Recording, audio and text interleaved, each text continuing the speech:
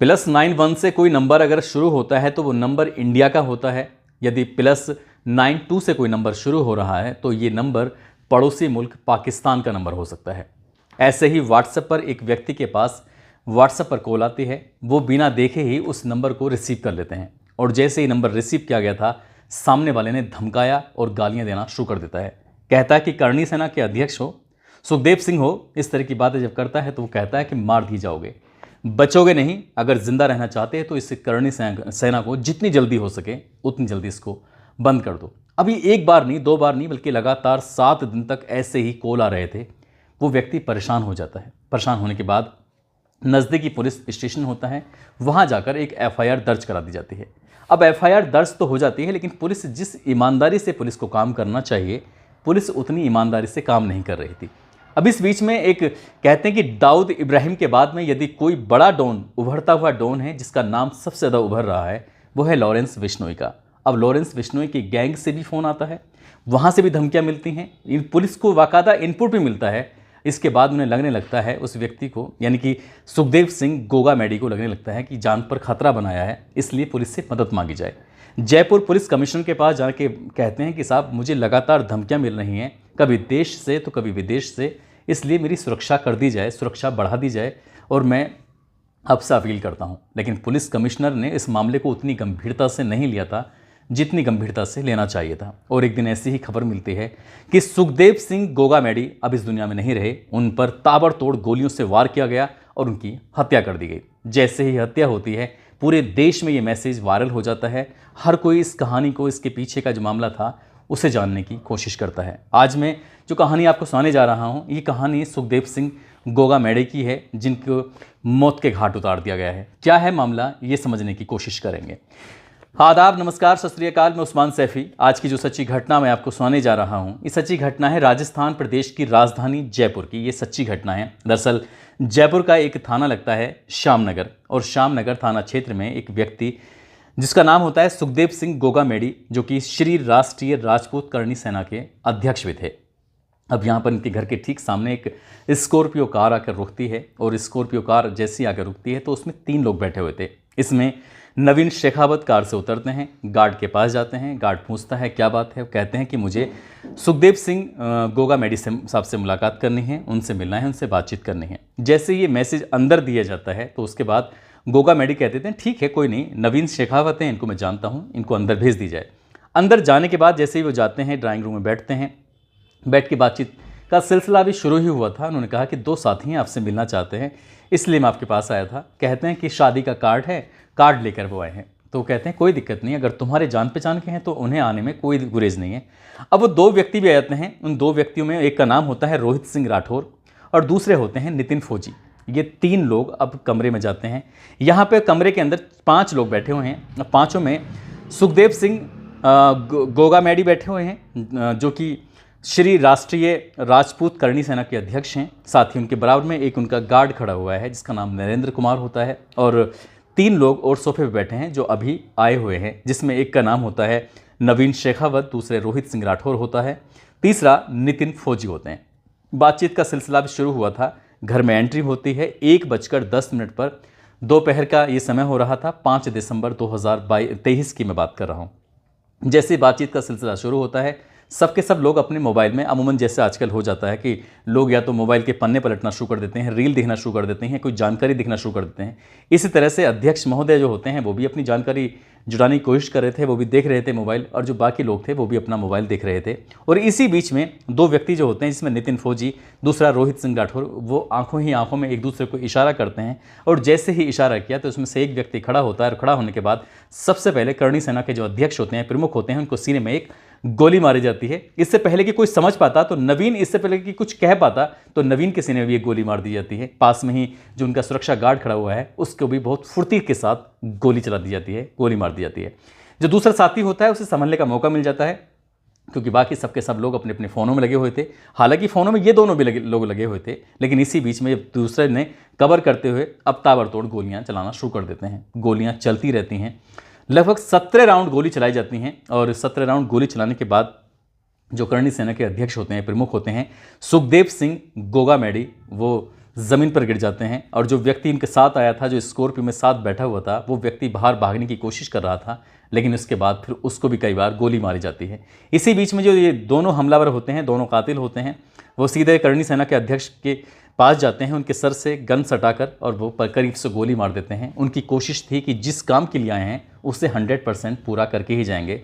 Guard अब जिंदगी मौत की जंग लड़ने लगता है और दोनों कातिल जो होते हैं, जिसका नाम रोहित सिंह राठौर, जो कि जिला नागौर के मकराना के पास एक जसूरी गांव लगता है, वहां का रहने वाला होता है। नितिन फौजी, जो कि फिलहाल आर्मी में तैनात है और हरियाणा का एक ज़िला लगता है महेंद्रगढ़ और उसी का गांव लगता है दोगड़ा जाट, वहाँ का रहने वाला होता है। फिलहाल इसकी अलवर में पोस्टिंग होती है। गांव में आया हुआ था घर पर 9 नवंबर को और बोल कर गया था कि मैं कार ठीक कराने के लिए गया हूँ। लेकिन यहाँ जब सीसीटीवी कैमरे में ये सब कुछ कैद हो जाता है, गोली चलता हुआ, ये दोनों जब यहाँ से भागते हैं, नितिन फौजी और रोहित सिंह भागकर जब घर से बाहर निकलते हैं, तो इन्हें देखने के बाद जिन गार्डों ने बंदूक लिए हुई थी, जो गार्ड किसी को भी अंदर आने से पहले पूछते हैं, उनकी शनाख्त करते हैं, वो गार्ड इनकी गोलियां चलने की आवाज़ सुनकर भाग जाते हैं, अपनी जान बचाने की कोशिश करते हैं। लेकिन ये दोनों शूटर जो होते हैं यहाँ से बाहर जाते हैं। ये अपनी जिस कार से आए थे, जिस स्कॉर्पियो से आए थे, वो उसमें तो खैर नहीं जाते, लेकिन आगे चल के कुछ दूर चलते हैं तो रास्ते में एक स्कूटी पर बैठा हुआ एक व्यक्ति आ रहा है और उसको देखते ही वो एक और गोली मार देते हैं।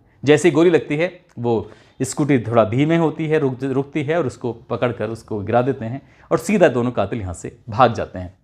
बस इस गोलियों की आवाज़ अभी बस कुछ ही सर्किल में घूम रही थी, लेकिन थोड़ी देर के बाद देखते ही देखते पूरी जयपुर में ये खबर आग की तरह फैल जाती है। और जैसे ही खबर जयपुर में फैलती है, सोशल मीडिया पर फिर ये पता चलने लगता है कि श्री राष्ट्रीय राजपूत करणी सेना के अध्यक्ष सुखदेव सिंह को गोली लगी हैं, जिन्हें आनंद फानन ही हॉस्पिटल लेके जाते हैं और हॉस्पिटल लेने के बाद डॉक्टर कहते हैं कि देर हो चुकी है, हम इन्हें बचा नहीं सके। उनका मरना था, उनकी हत्या होनी थी और हत्या के बाद हर किसी की जुबान पर भी एक ही सवाल था, क्या मामला था, कौन था, किसने इनकी हत्या की है। तो पता चलता है कि एक व्यक्ति जिसका नाम नवीन शेखावत होता है। नवीन शेखावत जिस कार से आया था, वो कार वैशाली नगर से ली थी, स्कॉर्पियो किराए पे ली थी और वो खातीपुरा मोड़ पर 2 मिनट के लिए स्टॉप था और 2 मिनट के स्टॉप के बाद फिर सीधा घर आते हैं, ताबड़तोड़ गोलियां बरसाते हैं, गोली बरसाने के बाद हत्या कर देते हैं। और जैसे हत्या होती है तो राजस्थान के पूरे प्रदेश में हर एक ज़िले के अंदर लाखों नहीं करोड़ों की संख्या में लोग सड़कों पर उतरने लगते हैं और सभी की एक ही मांग होती है कि जो भी कातिल हैं, इन्हें जितनी जल्दी हो सके उतनी जल्दी इन्हें सजा दी जाए, उनके खिलाफ कड़ी से कड़ी कार्रवाई की जाए। दरअसल ये सुखदेव सिंह ये हैं कौन, मैं इनके बारे में थोड़ा बताता चलूँ कि सुखदेव सिंह शेखावत इनका पूरा नाम है, जो कि पंजाब प्रांत है। उस पंजाब प्रांत से सटा हुआ एक राजस्थान का ज़िला लगता है जिसका नाम हनुमानगढ़ है और हनुमानगढ़ ज़िले का ही एक कस्बा लगता है भातरा और भातरा का ही एक गांव है गोगा मेडी। दरअसल गोगा मेडी के ये रहने वाले होते हैं। इनके पिता जिनका नाम होता है अचल सिंह शेखावत, जिनका देहांत हो चुका है, और ये 3 भाई होते हैं। ये सबसे बड़े वाले भाई का नाम होता है दिलीप सिंह शेखावत, दूसरे भाई का नाम सुखदेव सिंह शेखावत और तीसरे भाई का नाम होता है श्रीकांत सिंह शेखावत। तीनों भाई, सबसे बड़े वाले भाई तो अभी जिंदा हैं क्योंकि उनको अपने गांव में वो दुकान चलाते हैं। दूसरे भाई सुखदेव सिंह, इनकी गोली मारकर हत्या कर दी गई है। तीसरे भाई श्रीकांत सिंह शेखावत, जो कि लंबे समय से बीमार चल रहे थे और साल 2022 में बीमारी के चलते इनकी मौत हो जाती है। दरअसल इनका जो करियर है, इनकी जो कहानी है, शुरू होती साल 2006 से। ये साल 2006 में करणी सेना से जुड़ जाते हैं और करणी सेना में जुड़ने के बाद जो जगह जगह प्रदर्शन होते थे, विरोध होते थे, तो उन विरोध प्रदर्शनों में हिस्सा लिया करते थे। साल 2008 में एक फिल्म आई थी जोधा अकबर, जिसमें फिल्म में मुख्य रोल ऋतिक रोशन ने और ऐश्वर्या राय ने निभाया था। तो इसी फिल्म का जब प्रदर्शन होता है तो इसके बाद करणी सेना इसका विरोध कर दिया कि जिस तरह से दिखाया गया है कि किरदारों के साथ तोड़ मरोड़ के पेश किया गया है और ये हमारे धर्म को, हिंदू धर्म को कहीं ना कहीं बदनाम करने की एक साजिश है। और इसी बात को लेकर एक बड़ा विरोध प्रदर्शन शुरू होता है और विरोध प्रदर्शन में सुखदेव सिंह शेखावत जो होते हैं वो एक ऐसा स्पीच देते हैं, ऐसा भाषण देते हैं, जिनके भाषण सुनने के लिए लाखों लोग इकट्ठा हो जाते हैं। और ये पहली बार नहीं था, ये लगातार ऐसे ही चल रहा था। ये करणी सेना से जुड़े हुए थे और जहाँ जहाँ जाते थे भीड़ इनको सुनने के लिए भी तैयार हो जाती थी कि हाँ, यहाँ पर सुखदेव सिंह भी आ रहे हैं। और ऐसे ही लंबा वक्त जब आगे बढ़ने लगता है तो ये जुड़े हुए थे लोकेंद्र सिंह कालवी से, और लोकेंद्र सिंह कालवी भी करणी सेना से जुड़े हुए थे। लेकिन उन्हें लगता है कि शायद जो मान सम्मान, जो प्यार मिलना चाहिए करणी सेना में, उन्हें मिल नहीं रहा है। इसलिए उन्होंने अपना एक अलग संगठन बनाया। उस संगठन का नाम रखा राजपूत करणी सेना। और राजपूत करणी सेना जब उन्होंने अपनी बनाई तो उसके खुद तो बने अध्यक्ष और इन्हें यानी कि प्रदेश का अध्यक्ष बनाया सुखदेव सिंह शेखावत को, और क्योंकि इनके जो गांव का नाम है वो है गोगा मेडी, इसलिए उन्होंने, जब इनकी लगातार लोकप्रियता बढ़ रही है तो बढ़ती बढ़ती लोकप्रियता में उन्होंने अपना नाम के पीछे सुखदेव सिंह गोगा मेडी लगाना शुरू कर दिया। अब लोग इन्हें सुखदेव सिंह गोगा मेडी के नाम से ही जानने लगे, पहचानने लगे। इनकी पत्नी है जिनका नाम शीला कंवर है, जो कि करणी सेना से भी जुड़ी हुई हैं। साथ ही वो भादरा एक जगह है, वहाँ पर रहती हैं। बताता चलूँ कि साल 2013 में बहुजन समाजवादी पार्टी की प्रमुख मायावती ने इन्हें राजस्थान की भादरा विधानसभा सीट से टिकट दिया। टिकट देने के बाद कहा कि आप चुनाव लड़िए, क्योंकि इनकी जो पहचान थी वो लगातार बढ़ रही थी। ये लाखों नहीं करोड़ों लोगों में इनकी पहचान थी, लेकिन ये चुनाव जीत नहीं पाते। हालांकि 34,000 वोट मिलते हैं और ये चाहते थे कि विधायक बने या फिर उससे भी आगे बने। तो साल 2023 में इनकी पत्नी ने इलेक्शन लड़ने की कोशिश की, इन्होंने भी कोशिश की, लेकिन इनको कांग्रेस से टिकट चाहते थे, लेकिन कांग्रेस से टिकट मिलता नहीं है। तब इनकी पत्नी शीला कंवर ने इससे भादरा जो विधानसभा होती है वहाँ से ही निर्दलीय इलेक्शन लड़ने की कोशिश कर रही थी, लेकिन ऐन वक्त पे उन्होंने अपना जो पत्र था वो वापस ले लिया और वो चुनाव नहीं लड़ती हैं। लेकिन आगे चलने के बाद कुछ साल जैसे बीतते हैं तो उसके बीतने के बाद करणी सेना के जो लोकेंद्र सिंह कालवी होते हैं, इनसे भी इनका विवाद हो जाता है। विवाद के चलते इन्होंने फिर अपना खुद का एक संगठन बनाया और उस संगठन का नाम रखा श्री राष्ट्रीय राजपूत करणी सेना। और वो जो संगठन होता है वो इतना फेमस होने लगता है, उसके फेमस होने के पीछे एक वजह ये भी थी कि 28 जनवरी साल 2017 की बात है, जयगढ़ किले पर पद्मावत फिल्म की शूटिंग चल रही थी। अब वो पद्मावत फिल्म की शूटिंग चल रही थी तो किसी ने खबर दी इन्हें, सुखदेव सिंह को, कि यहाँ पर जो पद्मावत महारानी हैं, रानी हैं, उनकी किरदार के साथ छेड़छाड़ की जा रही है, उनका किरदार को गलत तरीके से पेश किया जा रहा है, इसलिए हमें विरोध करना चाहिए। अब ये बड़ी संख्या में लोग पहुंच जाते हैं। वहाँ जाने के बाद जो फिल्म के क्रू मेंबर होते हैं उनसे जो बातचीत होती है वो उन्हें अंदर नहीं आने देते और इसी बात पर हाथापाई शुरू हो जाती है। फिल्म के डायरेक्टर होते हैं संजय लीला भंसाली।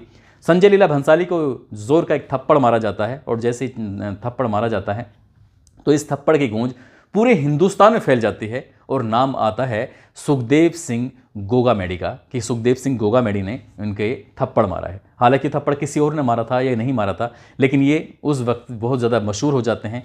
कुछ ही दिनों के बाद इनकी 24 जून 2017 को आनंद पाल का एनकाउंटर कर दिया जाता है और इसको लेकर लगभग 1 महीने तक विरोध प्रदर्शन रहता है। इस विरोध प्रदर्शन में इन सुखदेव सिंह की बड़ी अहम भूमिका रही थी। इन्होंने उस प्रदर्शन में बढ़ चढ़ कर हिस्सा लिया था।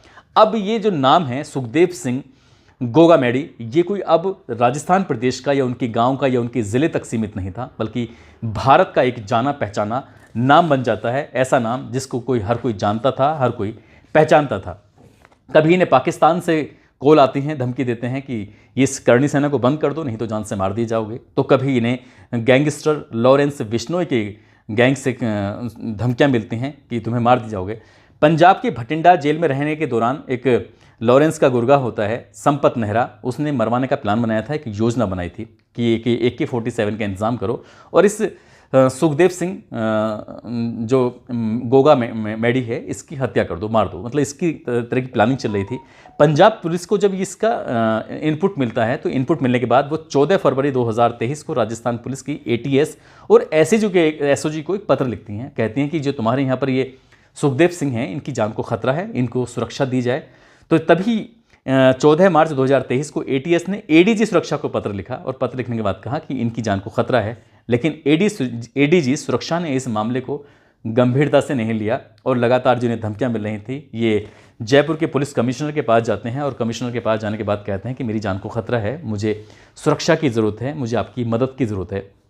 कई बड़े लोगों ने भी फ़ोन किए थे, लेकिन किसी ने सुनवाई नहीं की और सुनवाई जब नहीं होती है तो 5 दिसंबर 2023 को जब ये अपने घर पर बैठे हुए थे, दोपहर को 3 लोग आते हैं जिन्हें एक व्यक्ति को पहले से जानते थे, 2 को नहीं जानते थे और जैसे ही इनके पास वो आते हैं ताबड़तोड़ गोलियां बरसाते हैं, इनकी भी हत्या कर देते हैं। जिस व्यक्ति के वो साथ आए थे 2 शूटर, उसकी भी हत्या कर देते हैं। जो इनका गनर होता है, जिनका सुरक्षा गार्ड होता है, वो गंभीर रूप से घायल है, उसका उपचार चल रहा है। और जैसे ये मामला पता चलता है कि कातिल कौन है तो कातिलों के नाम तो सामने आता है, लेकिन इसी बीच में फेसबुक पर रोहित गोदारा कपूरी सर के नाम से एक संदेश, एक मैसेज दिया जाता है कि इस हत्या को कराने के लिए हम जिम्मेदार हैं, यानी कि गोल्डी वराड और दूसरे जो उनके साथी होते हैं लॉरेंस बिश्नोई की पूरा गैंग इसकी जिम्मेदारी लेने को तैयार हो जाता है।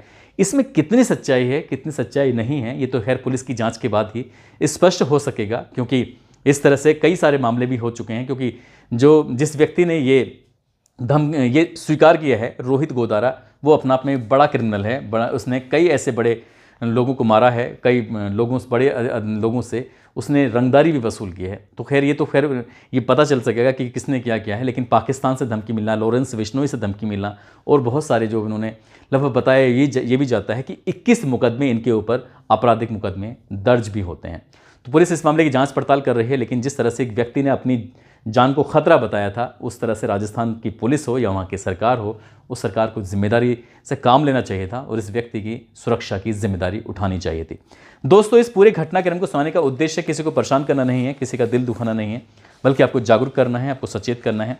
और जाते जाते आज अक्षरा हैं, मेरठ की रहने वाली हैं, सोनू सिंह हैं जो बनारस के रहने वाले हैं। आज इन दोनों का जन्मदिन है, इनको जन्मदिन की बहुत सारी शुभकामनाएं, बहुत बहुत मुबारकबाद।